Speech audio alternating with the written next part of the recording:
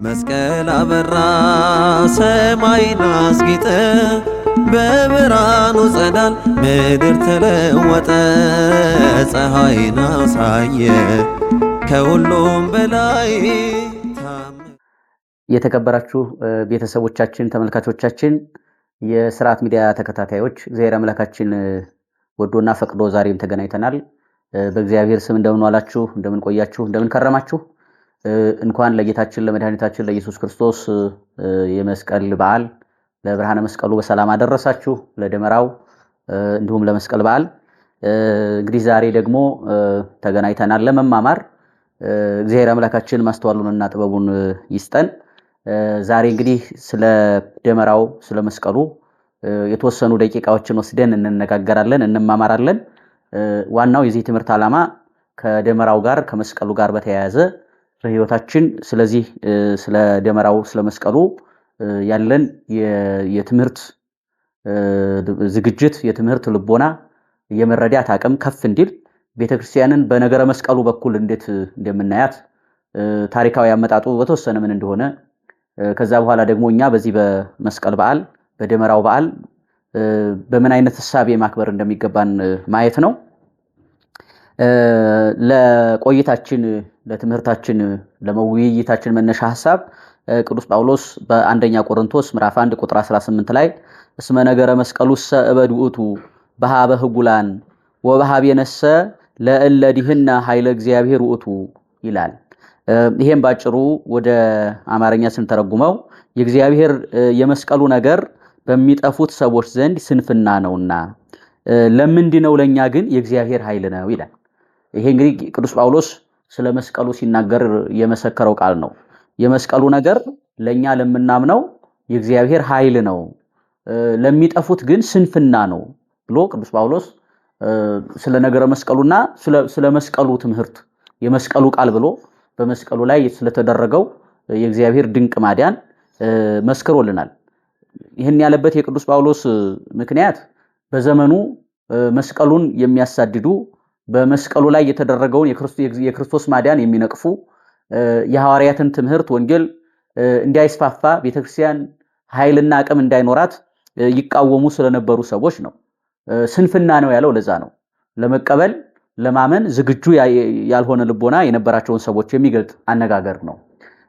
እንግዲህ ይሄን ያህል ካልን ስለ ነገረ መስቀሉ ታሪካዊ ሁኔታዎች የተወሰኑ ነገሮችን ነው። ጌታችን መድኃኒታችን ኢየሱስ ክርስቶስ ክብር ይግባውና መዳናችንን የፈጸመው በመስቀሉ ላይ ነው። እንደሚታወቀው 33 ዓመት ዙሮ አስተማረ፣ ብዙ ተአምራት አደረገ፣ ስለኛ ብዙ ድካም ደከመ፣ ካሳ ከፈለልን፣ በባህር ላይ ሄደ፣ ህብስት አበርክቶ አበላ እና ብዙ እንዲህ አይነት ሁኔታዎችን ካነሳን በኋላ የመጨረሻው የመዳናችን ስርዓት የተፈጸመው ግን የመዳናችን የመጨረሻው ስራ የተሰራው ግን በመስቀል ላይ ነው። ጌታችን በመጨረሻው ለሐዋርያትም ይነግራቸው እንደነበር የማቴዎስ ወንጌል ምዕራፍ 16 ቁጥር 17 ጀምሮ ማየት ይቻላል። ለነ ቅዱስ ጴጥሮስ በቂሳሪያ ምስክርነት ቅዱስ ጴጥሮስ ከሰጠ በኋላ የሰው ልጅ ሰዎች ይይዙታል፣ ይገሉታል፣ በመስቀል ይሰቅሉታል፣ ይገሉታል ብሎ ስለ መስቀሉ ስለ መከራው ይነግራቸዋል። ስለዚህ መስቀል ጌታችን እኛን ያዳነበት የኛ መዳን የተፈጸመበት የመዳናችን ዙፋን ነው፣ የመዳናችን መንበር ነው።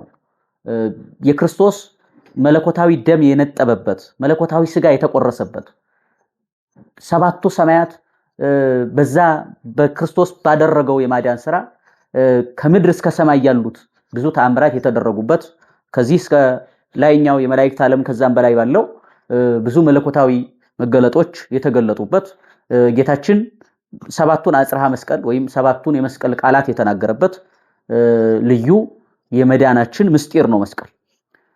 መስቀል እኛ የዳንበት ብርሃን የተበሰረበት ብርሃን የተገለጠበት የክርስቶስ አምላክነቱ ጌትነቱ እየታወቀበት ብቻ አይደለም፣ ሰይጣን ያፈረበት የሰይጣን ክፉ ስራ የፈረሰበት ለዘመናት የተገነባው በሰው ልጆችና በእግዚአብሔር መካከል አጥር ቅጥር ሆኖ የነበረው የኃጢአት መጋረጃ የተቀደደበት እና ሰይጣን ኃይሉን ያጣበት በዛ ሰንሰለት ታስሮ የሰው ልጆችን አስሮ የነበረውን በግዕዛን ውስጥ የነበሩትን ነፃነት እንዲወጡ የፈቀደበት ያውም ተገዶ ማለት ነውና መስቀል ብዙ ምስጢራትን የያዘ ነው በዚህ አረዳድ እና ጌታችን በመስቀል ይሄንን ነፃነታችንን ካወጀልን በኋላ ብርሃን ካለበሰን በኋላ ሰላም ከሰበከልን በኋላ በምድርና በሰማይ መካከል የነበረውን የመለያየት ግድግዳ አፍርሶ አንድ ካደረገን በኋላ በፈቃዱ ነፍሱን ከስጋው ለየ።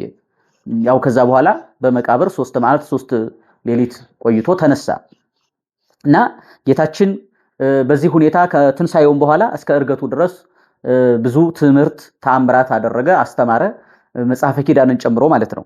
ይሄን ካደረገ በኋላ ጌታችን ሲያርግ የጌታችን መስቀል ብዙ ተአምራት ማድረግ ጀመረ። ሙታንን ያስነሳ ጀመር፣ ድውያንን ይፈውስ ጀመር። መስቀል ብርሃን መሆን ጀመረ ማለት ነው። ምክንያቱም የክርስቶስ መለኮታዊ ደም የፈሰሰበት መለኮታዊ ስጋ የተቆረሰበት ስለሆነ ብዙ ተአምራት ይደረጉ ጀመር በመስቀል። ስለዚህ አይሁድ በቅናት ተነሳስተው መስቀሉን ከከተማ አውጥተው በምድረ በዳ ወስደው ቀብረው መሬት ቆፍረው ቀብረው የአካባቢው ህዝብ የከተማው ህዝብ ቆሻሻ እንዲከምርበት አደረጉ ማለት ነው። ይሄ እንግዲህ ምን ያህል ጥላቻ ብዙ ስራ እንደሚያሰራ ነው የሚያሳየው። ቅናት ብዙ ስራ እንደሚያሰራ፣ ክፉ ስራ ከቅናት እንደሚነሳ ያሳየናል። አይሁድ ከቅናት የተነሳ ነው ክርስቶስን ሰቅለን ገለን አሸነፍነው ስንል ደግሞ በመስቀሉ ኃይል ያደርግ ጀመር ብለው መስቀሉን ወስደው በመሬት ውስጥ ቀብረው ብዙ ቆሻሻ እንዲከመርበት አደረጉ በአዋጅ ማለት ነው። ይሄ እንግዲህ ብዙ ዘመን ነው የቆየው። 300 ዘመን በላይ ከ300 ዓመት በላይ አይሁድ ቆሻሻ እየጣሉበት ቆዩ ማለት ነው ያንን የክርስቶስን መስቀል። ይሄ እንግዲህ በጣም አስገራሚ ነገር ነው። ምክንያቱም በሁለት ምክንያት፣ አንደኛው አይሁድ ምን ያህል የጥላቻ ልቦና እንዳላቸው የሚያሳይ ነው። ምን ያህል እንደሚጠሉት ክርስቶስን መስቀሉን ማዳኑን ምን ያህል እንደሚጠሉት፣ ሰይጣን ምን ያህል ልቦናቸውን እንዲያጨከነው፣ ምን ያህል የጥላቻ ኃይል በእነሱ ውስጥ እንዳለ ማለት ነው። 300 ዓመት ሙሉ በእንዲህ አይነት የጥላቻ ሁኔታ ውስጥ ሆነው መስቀሉ ላይ አፈር፣ ትቢያ፣ ቆሻሻ ሲከምሩበት ቆዩ ማለት ነው። አንደኛው ይሄ ነው። ሁለተኛው እንግዲህ ከዚህ በኋላ ደግሞ እግዚአብሔር ይሁን ያለው ይሆናል። ስለዚህ እግዚአብሔር ሰው አለው ማለት ነው። እንደ ሰውኛ ተስፋ የሚያስቆርጥ ነው። ከ300 ዓመት በኋላ ማንንም ያስታውሰዋል ተብሎ አይታሰብም። አንድ ጊዜ ያበቃ ነገር ነው። 300 ዓመት ቆሻሻ የተከመረበትን ነገር ማንንም ሊያስታውሰው አይችልም። ግን እግዚአብሔር ደግሞ በራሱ ጊዜ ሰው አዘጋጀ። ይሄ አስደናቂው ነገር ነው። ምንም ዘመናት ያስቆጠረ ቢሆን የመስቀሉ መሰወር፣ መሸሸግ፣ መቀበር፣ እግዚአብሔር ግን ያንን ስራ የሚሰራ ሰው አዘጋጀ። እግዚአብሔር ሰዎች አሉት በየጊዜው በጎ ስራ የሚሰሩ፣ ጠላት የሰራውን ክፉ ስራ የሚያፈርሱ፣ የጠላትን ክፉ አጥር የሚያፈርሱ እግዚአብሔር ሰዎች አሉት። ሰዎች ያዘጋጃል እና ቅድስት እሌኒን እግዚአብሔር አዘጋጃት። ይሄን ተመልካቾቻችን በየቦታው ደመራ በሚደመርበት በየአብያተ ክርስቲያናቱ በየመስቀል አደባባዩ ይህንን ትምህርት ይሰሙታል። ታሪኩ ረጅም ነው። ቅድስት እሌኒ ይህንን መስቀል ከማግኘቷ በፊት ብዙ ታሪክ አላት፣ ብዙ ህይወት አላት።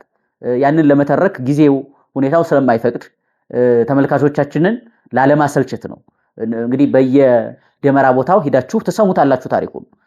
ባሏ ተርቢኖስ ይባላል፣ እሷ እሌኒ ትባላለች። ብዙ መከራ ገጥሟት፣ ብዙ ፈተና ገጥሟት ከባሏ ጋር በነበራት አለመግባባት ምክንያት፣ በሱ ጥርጣሬ ምክንያት እሷን አውጥቶ ወደ ባህር ጥሏት እግዚአብሔር በባህር ውስጥ አሻግሮ በሌላ ቦታ አህዛብ በሚገዙት ግዛት ውስጥ እንድትወጣ አድርጎ በአህዛብ ሰፈር በአህዛቡ ገዥ በዛ ቤት ውስጥ እንድትኖር አድርጎ ከሱ ዘር እንድታገኝ፣ ከሱ የተገኘው ዘር ደግሞ ቆስጠንጢኖስ ይባላል። ብሩክ ቅዱስ የሆነ የቤተክርስቲያንን አዋጅ የለወጠ ቤተክርስቲያን ላይ የታወጀውን ቅድስት እሌኒ በሁለት ምክንያት ነው የምናነሳት። አንደኛው ከመስቀሉ ጋር በተገናኘ ነው። ሁለተኛው መስቀሉ መቀበሩ ብቻ ሳይሆን ቤተክርስቲያን ደግሞ ትዘጋ ተብሎ አዋጅ ታውጆባት ነበር። አብያተ ክርስቲያናት ይተአጸዋ ተብሎ ማለት ነው። ቤተክርስቲያናት አብያተ ክርስቲያናት ይዘጉ፣ አብያተ ጣዖታት ይከፈቱ ተብሎ አዋጅ ታውጆ ነበር። ስለዚህ ያንን አዋጅ የሚሽር ልጅ ቅድስት እሌኒ በዛ በባዕድ ሀገር በአህዛብ ሀገር አገኘች ማለት ነው ቆስጠንጢኖስን። እና ቆስጠንጢኖስ በነገሰ ጊዜ ያው ታሪኩን ለማሳጠር ነው። ቆስጠንጢኖስ በነገሰ ጊዜ አዋጁን በአዋጅ ለወጠው።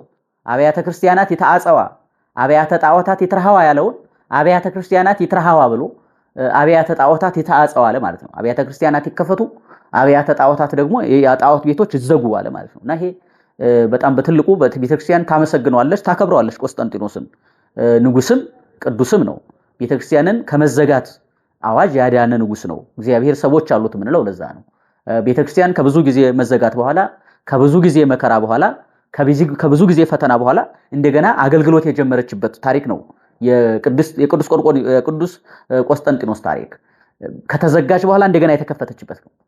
ጣዖታት ተከፍተው አብያተ ክርስቲያናትን አሳደው በነበሩበት ከተማ እንደገና ጣዖታት ከከተማው እንዲሰደዱ የእግዚአብሔር ስም እንዲጠራ የሆነበት ታሪክ ነው። እግዚአብሔር በየጊዜው እንዲህ አይነት በጎ ስራ የሚሰሩ ቤተክርስቲያንን የሚያስከብሩ ለቤተክርስቲያን ፍትህ የሚሰጡ ቤተክርስቲያንን የሚያደምጡ ብዙ ልጆቹን ያስነሳል። ከዛ መሃል አንዱ ቆስጠንጢኖስ ነው። ቅድስት እሌኒም ተስላ ነበር። እግዚአብሔር ሕይወቴን ብታስተካክልልኝ፣ ዘር ብትሰጠኝ፣ ነፃነት ብትሰጠኝ እና መስቀልህን እንዲያወጣው ፈቃድህ ቢሆን እኔ ታዛዥ ነኝ ብላ ቃል ገብታ ስለነበረ በልጇ በኩል ፈቃድ ያገኝታ በጣም ባጭሩ ለመናገር መስከረም 16 ቀን ደመራ አስደምራ። ምክንያቱም 3 ተራራ ሆኖ ነበር መስቀሉ የተቀበረበት ቦታ 3 ተራራ ሆኖ ነበር ይላሉ ሊቃውንት። 3ቱ ተራራ የፈያታዊ ዘየማንን የፈያታዊ ዘጸጋምንና የክርስቶስን መስቀል እየብቻ አድርገው 3ቱም ላይ ቆሻሻ ይከምሩበት ነበር። ምክንያቱም የክርስቶስ መስቀል ተለይቶ እንዳይታወቅ ነው። ናይቺ ቅድስት እሌኒ ብዙ ሰዎችን ጠይቃለች። ብዙ ሰዎች እንደማያውቁ የትኛው እንደሆነ ለይተው ሊነግሯት አልቻሉም። እንደማያውቁ ይነግሯታል። ግን አንድ ኪራኮስ የሚባል ሰው በብዙ ጥበብ ጠይቃው እሱ የክርስቶስ መስቀል የተቀበረበት ይሄ ሊሆን ይችላል አባቶቼ ይሄ ነው ሲሉ ሰማለሁ ብሎ ነገር ግን ደመራ አስደምራ ዕጣን ጨምራ እዛ ላይ ቃለ እግዚአብሔር ምስጋና ተደርጎ ምልክት ልታገኝ እንደምትችል ይጠቁማታል። እሷም ደመራ ታስደምራለች፣ ዕጣን ደመራው ላይ ተጨምራለች። ከዛ በኋላ ቅዱስ ያሬድ ሰገደ ጢስ ይላል። ዕጣኑ ወደ ላይ ጢሶ ተመልሶ መጥቶ መስቀሉ ያለበትን ቦታ ጠቁሞ ያሳያታል። መስከረም 17 ቀን መስቀሉን ለማግኘት ቁፋሮ ታስጀምራለች። መጋቢት 10 ቀን መስቀል የክርስቶስ መስቀል ከዛ ከተቀበረበት ቦታ 300 ዓመት ሙሉ ተቀብሮ ከነበረበት ቦታ ተመልሶ ይወጣል። ከዛ በኋላ ነዳያን፣ ችግረኞች፣ ድውያን፣ ህሙማን በዛ የነበሩ ይፈወሳሉ፣ ድህነት ያገኛሉ፣ ሰላም ያገኛሉ። እልልታ፣ ዝማሬ፣ ምስጋና ይሆናል እና ቤተክርስቲያን ያንን ታሪክ በየዓመቱ መስከረም 16 ደመራውን መስከረም 17 መስቀሉን ታከብራለች ማለት ነው። እንግዲህ ታሪኩ ይሄ ከሆነ በቤተክርስቲያን መስቀልን በምናከብር ጊዜ እንደው ምስጢራቱን እንዴት እንረዳቸው? ምክንያቱም በምንዘምር ጊዜ በምናገለግል ጊዜ የመስቀሉን የደመራውን በዓል በምናስብ ጊዜ ከመስቀሉ ሐሳብ የተለየ ሐሳብ በአይምሮአችን እንዳይሰርጽ ሌላ ልምምድ እንዲያናደርግ ከእግዚአብሔር ሐሳብ ውጭ ከቤተክርስቲያን ትምህርት ውጭ የሆነ ልምምድ እንዳይኖረን የመስቀሉን ትምህርት ወይም የደመራውን ትምህርት በአግባቡ መረዳት ያስፈልጋል እና ደመራው በቤተክርስቲያን ነው የሚከናወነው ወይም በአደባባይ። አሁን በእኛ በመስቀል አደባባይ ነው የሚደረገው። ሌሎች አደባባዮችም አሉ እንደየሀገረ ስብከቱ እንደየወረዳው በየቦታው ማለት ነው እና በሱ ነው የሚደረገው። ከሱ ሲያልፍ ደግሞ በቤተክርስቲያን ነው የሚደረገው። በቤተክርስቲያን በየአጥቢያው ደመራ ይደመራል። ምዕመናን ይሰበሰባሉ። ሊቃውንቱ፣ ካህናቱ፣ ዲያቆናቱ ተሰብስበው ለዕለቱ የተዘጋጀው ቃል እግዚአብሔር በየአይነቱ ይቀርባል። ምዕመናን በዛ ዙሪያ ትምህርት ይሰጣቸዋል። ዝማሬ ይዘመራል፣ ቡራኬ ይደረጋል፣ ጸሎት ይደረጋል። ያንን ሰምተው ተባርከው ምዕመናን ወደ ቤታቸው ይመለሳሉ። ይሄ ነው እንግዲህ እስካሁን ሲደረግ የኖረው ወደፊትም የሚደረገው። ግን መስቀል ምንድነው ሚለውን ቅድም ከመግቢያ ላይ የተወሰነውን ነግሬያችኋለሁኝ። ግን ከቅዱስ ያሬድም ከአባ ጊዮርጊስም እና ከሌሎቹ ሊቃውንትም መስቀል ምንድነው ሚለውን ትንሽ ማየት ያስፈልጋል። ከዛ ወደ መጽሐፍ ቅዱስም እንመጣለን። መስቀል በቤተክርስቲያናችን በብዙ ቦታ ነው የተጠራው። ለምሳሌ ቅዱስ ያሬድን ስንመለከት በድጓው እንዲህ ይላል። መስቀል አራሃ ወገነተ በመስቀሉ ገብረ መድኃኒተ ሰደደ አጋንንተ መስቀሉ ወሪዶ ቤዘወነ ይላል ቅዱስ ያሬድ። ይሄ ማለት ምንድነው? በመስቀሉ አራሃ ወገነተ በመስቀሉ ተዘግቶ የነበረውን ገነት ከፈተ ማለት ነው። በመስቀሉ ተዘግቶ የነበረ ገነት ተከፈተ ማለት ነው።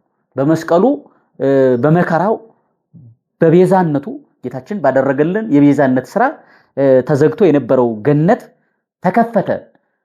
ተዘግቶ የነበረው ገነት ተከፈተ።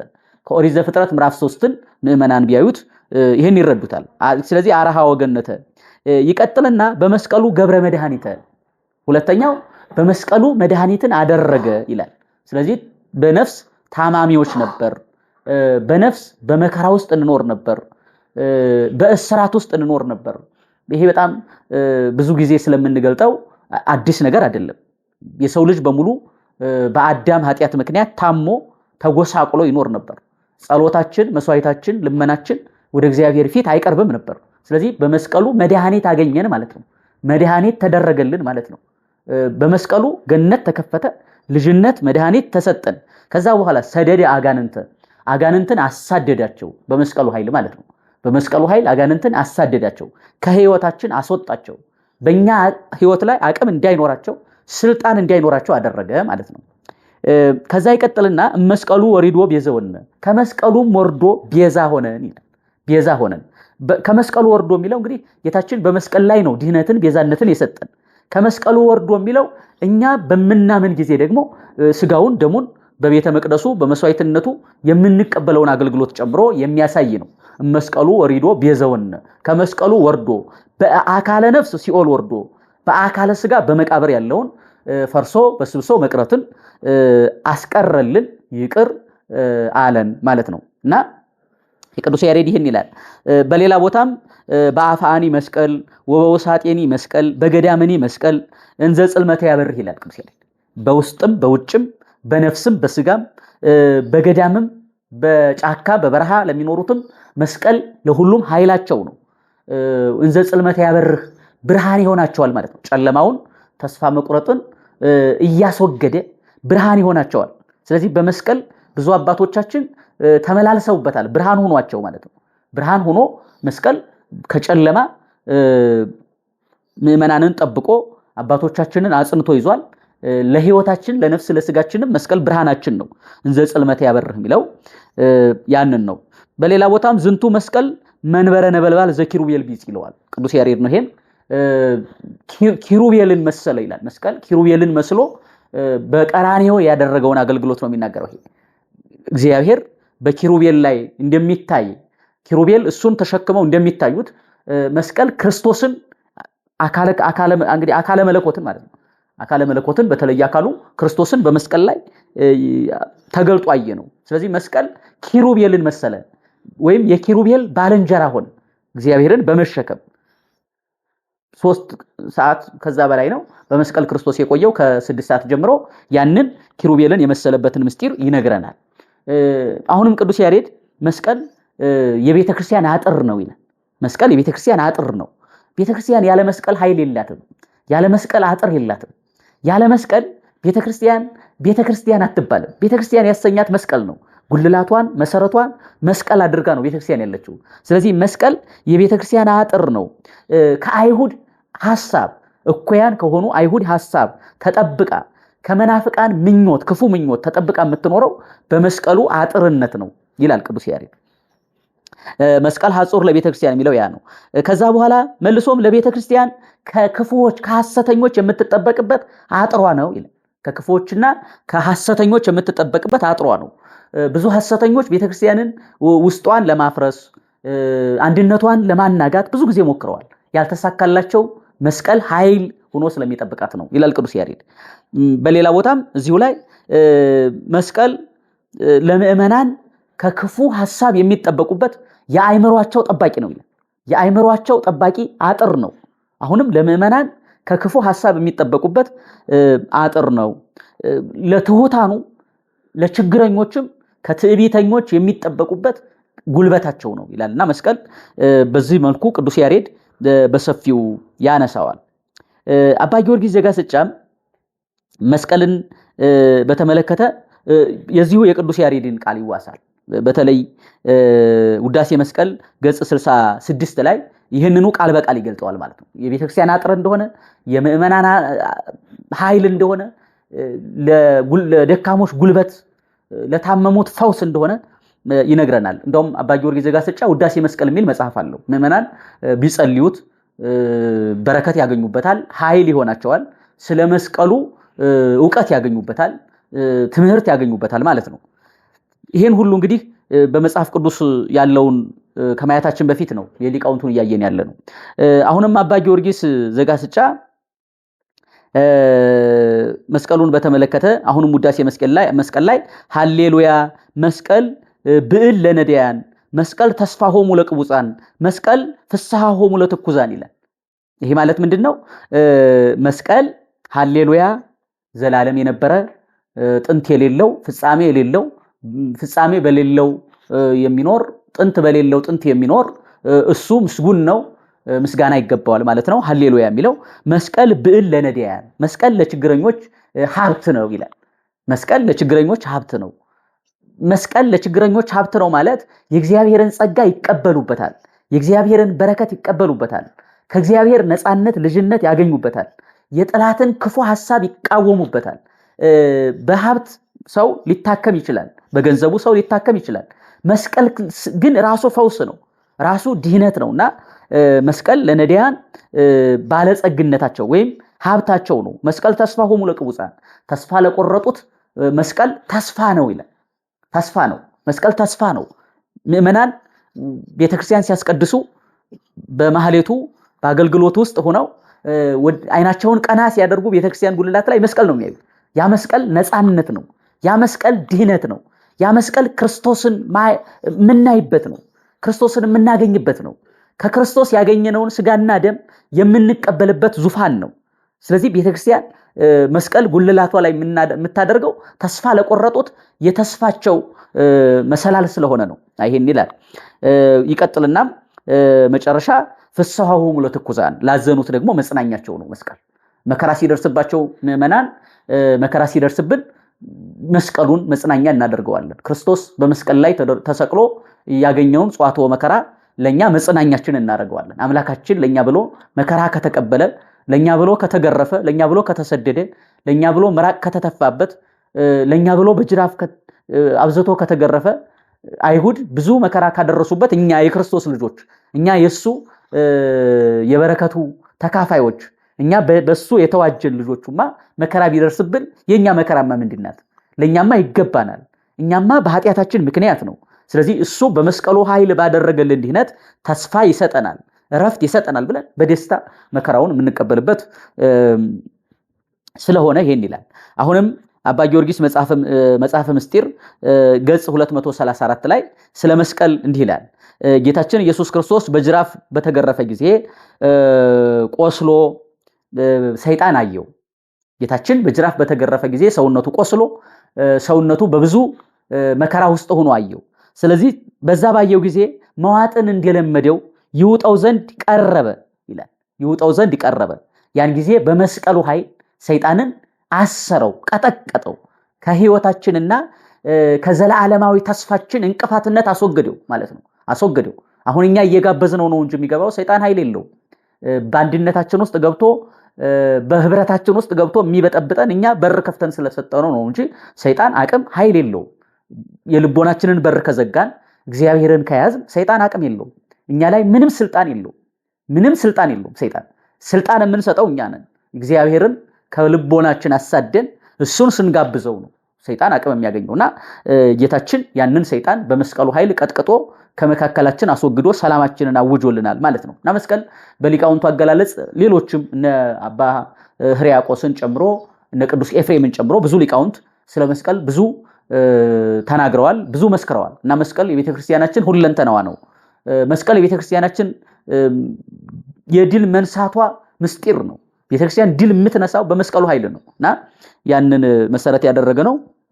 ወደ መጽሐፍ ቅዱስም የተወሰኑ ሐሳቦችን እንደው ለምሳሌ ስናነሳ ቅዱስ ጳውሎስ በቆላሲስ መልእክቱ ምዕራፍ 1 ቁጥር 20 ላይ ሁሉን በእርሱ ይቅር ይለው ዘንድ በመስቀሉ ባፈሰሰው ደም በምድርና በሰማይ ላሉ ሰላምን አደረገ ይላል። ስለዚህ እዚህ ላይ መስቀል ምንድነው? ሰላም የተደረገበት፣ ሰላም የተሰበከበት የሰላም አዋጅ ነው ማለት ነው። የሰላም አርማ ነው ማለት ነው። እና ቅዱስ ጳውሎስ ለዛ ነው ሁሉን በእርሱ ይቅር ይለው ዘንድ በመስቀሉ ባፈሰሰው ደም በመስቀሉ በመስቀሉ ላይ ደሙን አፈሰሰ። በሱ በምድርና በሰማይ ሰላም ሆነ፣ ሰላም ታወጀ ማለት ነው። ስለዚህ መስቀል የሰላም አዋጅ ነው። ሰላም የሚታወጅበት በዓል ነው። ሰላም የሚሰበክበት በዓል ነው። ከሰላም ጋር የተገናኙ ሁኔታዎች የሚዘመሩበት በዓል ነው መስቀል እና ብዙ ሰዎች በዚህ መረዳት ውስጥ መኖር ያስፈልጋቸዋል። ምዕመናን የቤተክርስቲያን አገልጋዮች ያውቁታል መስቀል ሰላም መሆኑን። አንዳንድ ሰዎች ግን በዛም መረዳት ውስጥ ስላልሆኑ ይሄን ቅዱስ ጳውሎስ ይነግረናል።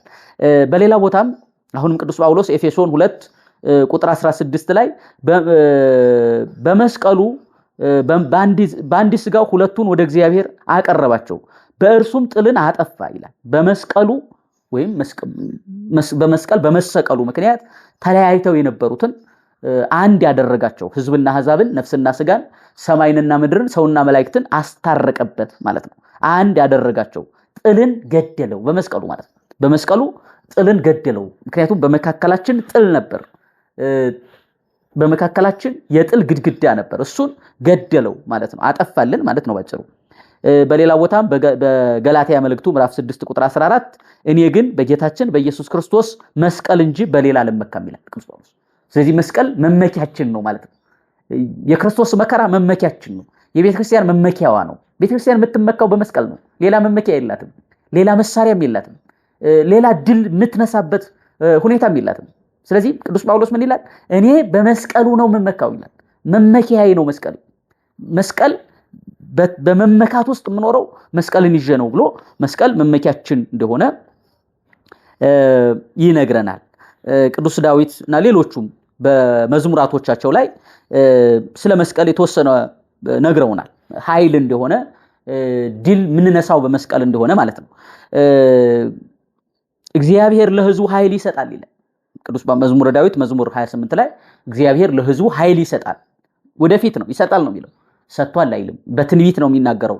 ገለጻው በትንቢት ዘይቤ ነው የሚገልጠውና ኃይል ይሰጣል ማለት ሕዝቡ የደከመበት ዘመን ነበር። ኃይል ያጣንበት ዘመን ነበር።